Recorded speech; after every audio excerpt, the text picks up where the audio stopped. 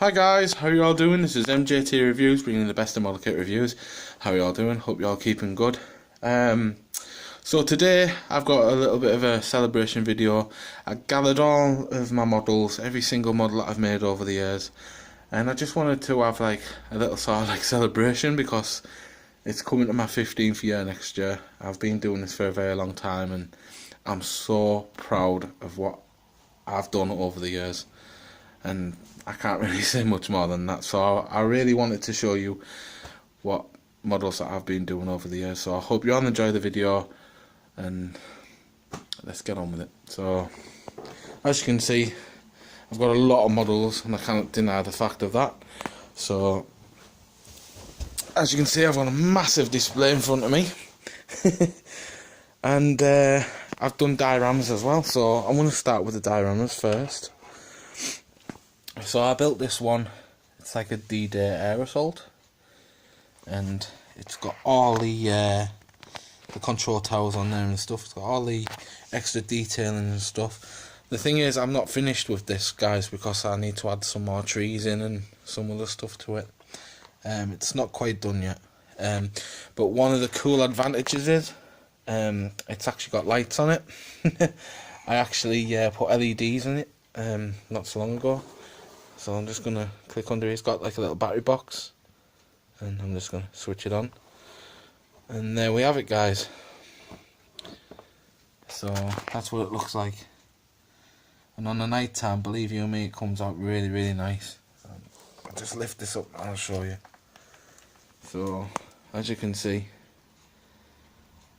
it comes on really, really good. And I'm really proud of it.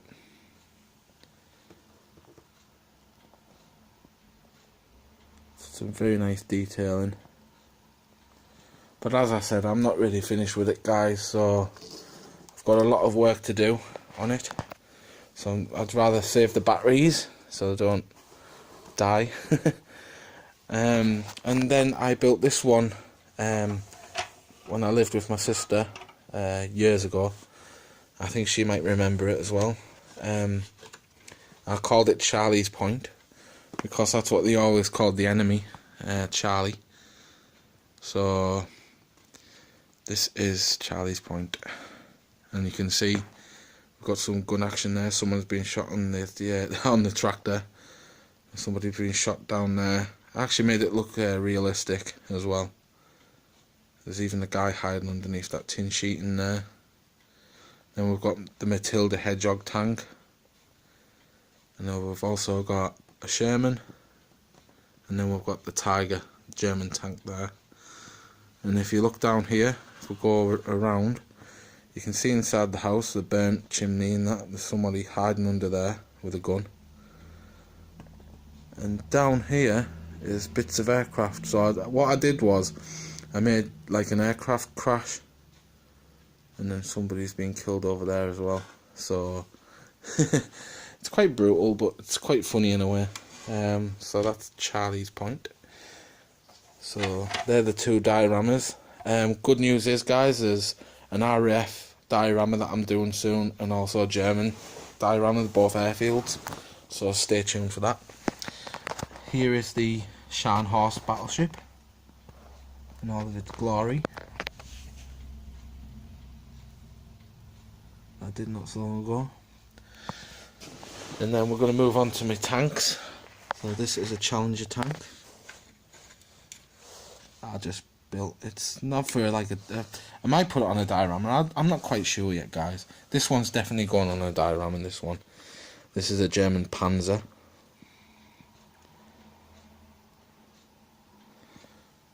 It's really, really nice. I know. I love the camo scheme on it. I think it's brilliant. I told you all I built a Cromwell. So here is my Cromwell tank. It's had a bit of it's had a bit of detailing on there, you know, like it's been through snow and stuff. I tried to perfect it like that, but it never quite worked, so I'm gonna have to clean it up a little bit. But that's the Revell version. I've also got the Airfix version now. I'm gonna have to replace the turret because the turret's a bit out of shape, so never mind. And here is the awesome Leopard. And this is the biggest tank I've done. It's got rubber tracks as well. All the extra detail that I did on it. It actually moves up and down the turret as well. So if I can just show you that. Get around here, there we are. So the turret moves up and down. So that's another big tank that I did. And then from there on, we've got all these. So this is the USS Intrepid. Very old aircraft carrier. I believe it's based at New York now, on the Hudson. Right over here we have the English Electric Canberra, or Canberra. It's quite dusty. I haven't got round to cleaning them, so I'm going to clean them all up. But that's another old one that I did. And then right at the back of there, we have the Apache gunship that I decided to do in camo because I thought it would look cool in camo. And then I have over here the Westland Wessex, which if I turn it around, it's actually a rescue helicopter because it's got the rescue stuff on the side of it with the open door. Then I decided to do a police helicopter, which was a 1/32 scale Eurocopter EC-135. The biggest helicopter that I have got is right here, and it is the Sea Stallion, which is also known as the Sea Dragon, the CH-53.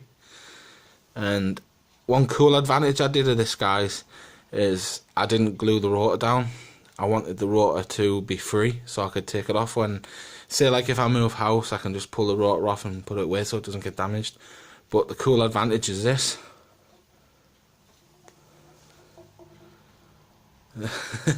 So it actually spins, which is really cool. Then we've got the little NATO helicopter down there, which is similar to the Merlin. Then we've got the only Apache helicopter, and they only made one prototype of this, I think, and it never really saw success. Then we have the de Havilland Sea Vixen, and all of its glory there.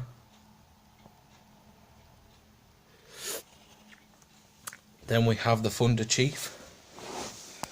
So this is my Thunder Chief that I did. And I wanted to make this one look really cool, so I added the muck and all the stuff like it had been like really hard flown in all the years. So I wanted to give it that look. This is probably what my B-52 is going to look like, similar to that. Then we have the Tomcat, which does have swooping wings, as you can see. Another cool advantage. Then we have the Voodoo, which has a very small wingspan, I must say, but it looks cool. I like it. Then we have the very famous Blackburn Buccaneer, guys, which I actually saw this plane at the Yorkshire Air Show, and believe you me, it was awesome. And here we have the Hudson, which is very similar to the Lockheed Ventura. I've got a big model plane of that one hanging on the ceiling. Then we have the very famous Mark 10 Spitfire with the chopped wings, which I think looks cool as well. I like the 4-spoke propeller job as well on it. Then we have a Japanese plane there. I think it's called Danaya, or Danaya, I can't quite pronounce it, but it's a weird name. But then again, Chinese planes were always weird. Then we have the Meat Box, as they called it, which is a Gloucester Meteor. Very famous plane back in the World War. And right here we've got another weird plane. This is the Fairy Gannet. That's it, it's called the Gannet. I actually stood near this plane when I was at the Yorkshire Air Museum. And then we have a Mistel right at the back there, The reason they called it the Mistral was they took the fuselage off a Ju-88 bomber, I think, and they converted it into a bomb. So the last part there is a bomb, and basically that would detach itself, the Focke-Wulf 190, that would detach itself and that would just fall freely. It'd run out of fuel and then it'd just drop and then blow up. Then right at the back of here, I don't really want to damage anything, but right at the back of here we have a massive fulcrum, which is a MiG-29. This is a 1/32 scale, and right next to that we've got the baby version, which is the 1/72 scale fulcrum MiG-29. So you can just say there's its little baby. We have a Devastator there, very famous Devastator, and then right next to that we have the Avenger, both torpedo bombers, and then we have the string bag, which is called the Swordfish, Fairy Swordfish, back in World War II, biplane. That would carry a torpedo. It was actually very famous because it actually was involved in the bombing, the sinking of the Bismarck, so that's very famous. And then we have the Dornier D'Or 17, German bomber, the very famous Heinkel HE-111 bomber. Right next to that we have the Ju-88 bomber. Then we have another bomber here, which is the Bf-110. And right next to the 110 we have the Focke-Wulf 190, very famous fighter German aircraft. Then next to that we have the Stuka, which was a dive bomber for the German Luftwaffe. Then we have the very famous, very tiny Comet, which was also involved.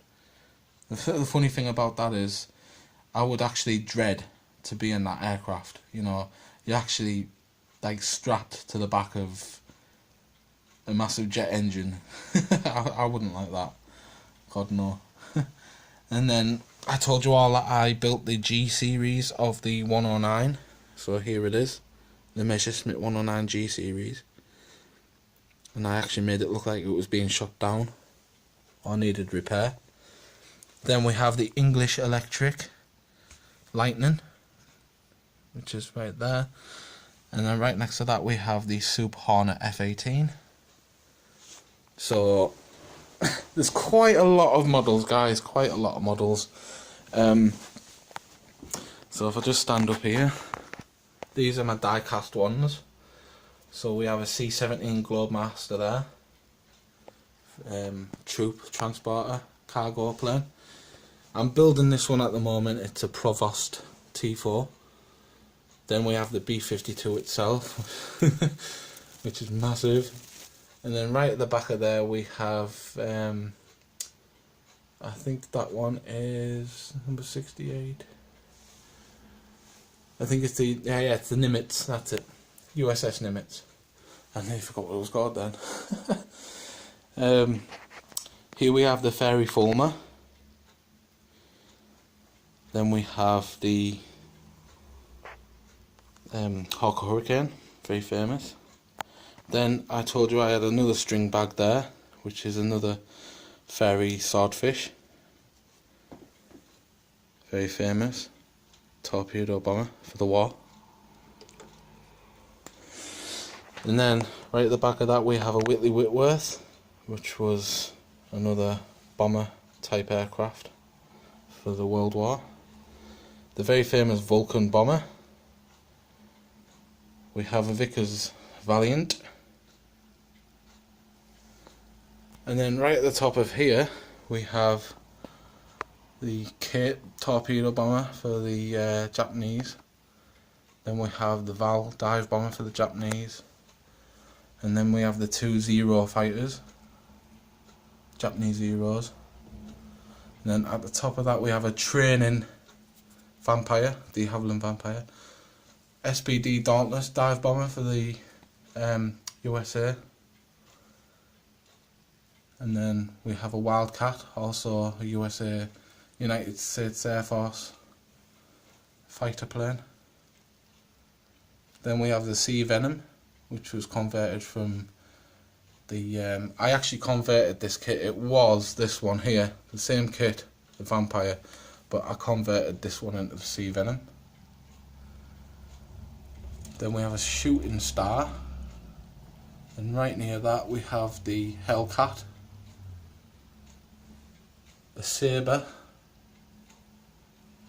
Then we have the Starfighter right there, the Canadian Starfighter. Right near that we have the Tiger II, the Skyhawk, and the P-51 Mustang. I know, I'm naming all these, you know, it's really, really good. Down here, another famous ones, I have the 2 red arrows, so I've got the Hawk. Then I have the Gnat. The Gnat or the Gnat, well, the C's jar. The G is silent, so it's pronounced Gnat. Yeah. Then we have the Endecker, which is a World War One German aircraft. I sort of flaked away the decals there to make it look like it's being shot at. I'll give the illusion that it's being shot at. We have the Beriv A-50M, which was sort of the equivalent to the Airwax, big Russian aircraft. And then we have the Junkers Ju-290, which is another massive German bomber. If you're wondering what that plane is, it's called the Valkyrie. There's the Airwax there, the Boeing E-3 Century. Then we have the Tornado, Panavir Tornado. We have the Eurofighter Typhoon, and then we have the very famous Harrier jump jet.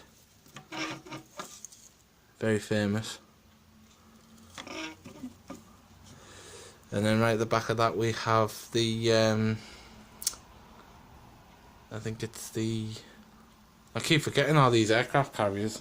I'm not really good with these aircraft carriers. I think this one is the oh, what was that one now? Well, it has a spaceship on it.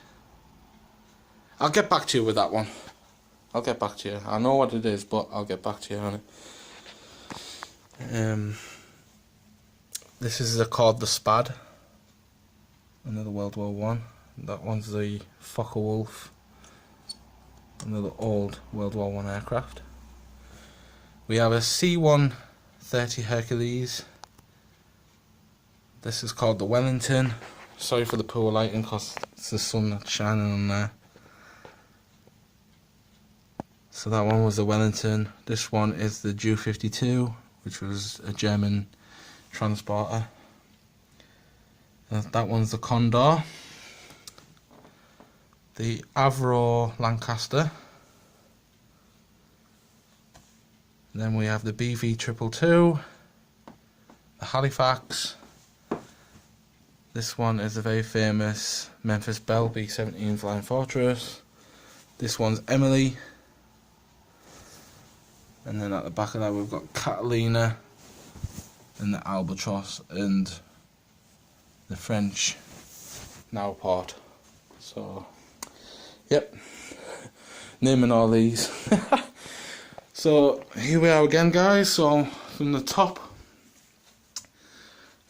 we have very famous Memphis Belle.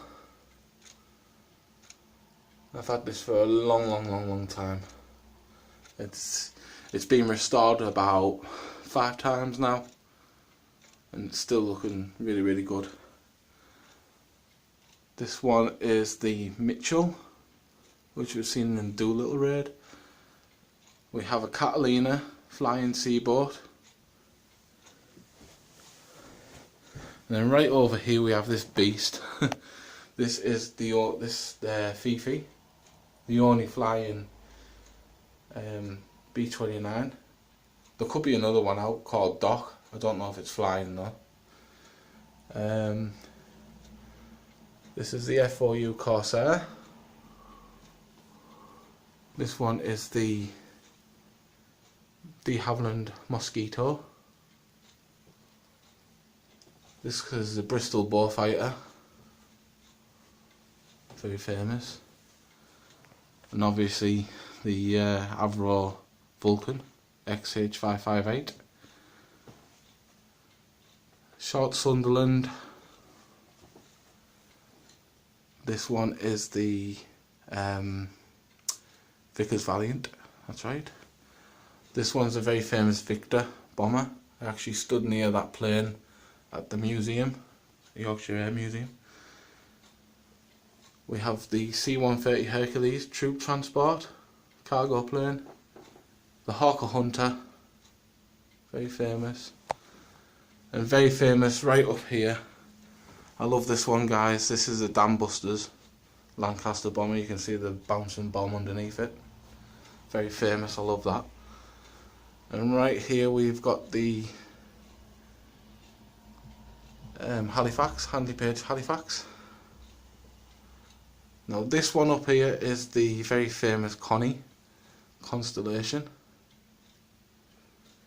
Then we have the Arado 196 German seaplane. And right over here we've got this big bugger. This is the BV 222 Wicken. Massive. I remember building that one. I was astonished at the size of it. Then we have the Short Sterling, which was another famous World War II bomber. And right near that we have the Dakota, or the C-47 Skytrain. Very famous in A Bridge Too Far. Very famous plane. Then we have another very famous bomber right in front of me there. And this one is the B-24 Liberator. And then right here is another famous one of mine. I've done this. This was quite recent actually. This is the F-15 Strike Eagle. When I lived in Lingdale, 4 of these flew past my flat. It was amazing. I wish I had my camera rolling at the time, but I didn't. And this one is the Ventura, which looks very, very similar to the Hudson, but this one's got the bomb feature on it and stuff. And then right at the last end of it, I have this massive beast. Everyone thinks it's a Concorde when they come in. I guarantee you guys it's not the Concorde. This is actually the XB-70 Valkyrie. And sadly one crashed, and then they put one of them in the museum. The only last one that made is actually in the museum today. They had problems landing it, and the wheels would catch fire, so what they did was they put titanium or something inside the wheels to stop them from bursting into flame. And then right at the end bit, as you know, I'm building my B-52 bomber, and this is where I've come on my B-52, so I'm going to just put it on the floor for you now. So that's where I've come so far, guys. I've just done a base colour on it so far. It's had its primer on, so I've given it 2 primers, but I think I'm going to have to go with a 3rd primer. It's just because I can see more streaks in it and stuff, and then once I've done that, then I'm going to get all the proper paint on it and get it all done and get the cockpit done and everything. So yeah, guys, I'd like to thank each and every one of you for watching my videos like you have been doing, sticking with me for so long. I've got so many models, as you can see, in my flat. And I know that I'm not the best vlogger out there. I know I'm not the best reviewer, but I am trying my best to get these reviews out for you, so you can all get them in the future, so you all know what you're buying. Because I don't really want you to go to a model shop and then get the wrong kit, you know what I mean? Because that would be so wrong, you know what I mean? You want perfection, don't you? You want the best kit possible. So that's what I'm trying to do, guys, and I hope you stick with me through the long run. And I'd like to wish every single one of you a very Merry Christmas and a Happy New Year, guys, because, you know, it means the world to spend time with your family. Some people don't even get that, you know, and it's really, really sad. So I hope you all have a really, really nice Christmas and a Happy New Year. And if I don't see you through the time, I will be posting new content in January, so stick around for that, guys. And thank you all so much for supporting me like you have been doing. I can't believe it's coming to my 15th year next year. I'm so pleased I've come so far. So thank you all for watching, and I'll see you later. Thank you. Bye now.